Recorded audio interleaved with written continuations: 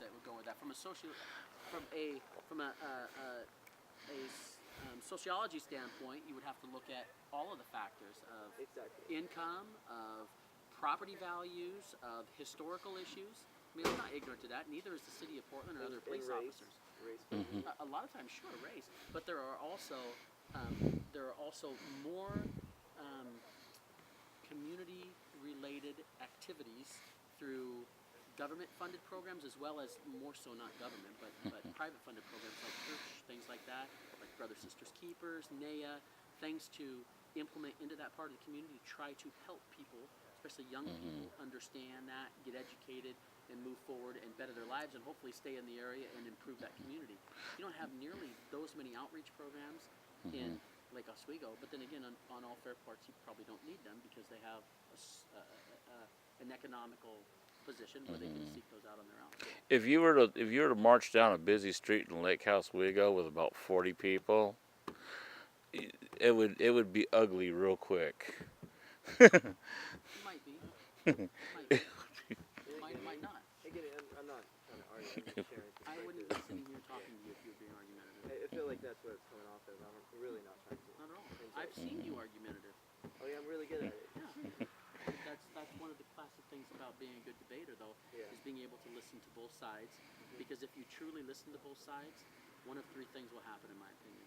One, you will strengthen your own personal belief because you're hearing the other side and you're like, that's not going to work.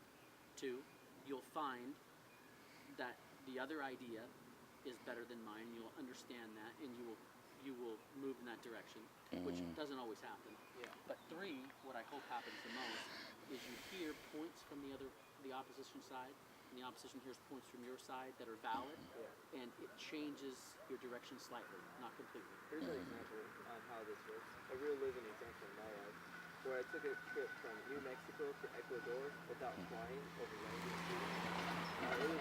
It was difficult. It was probably silly, so most people like, why would you do that? But it was very epic. I get to Venezuela. I broke a law. I'm tired. I want to get to my destination. Humanly, like that's what you gotta do. So I get captured by police and military police, and I get to an interrogation process at their interrogation center. And we have differences because we come from two different countries, two different lives. And in the end, they like me because we should sit down and talk about perspective.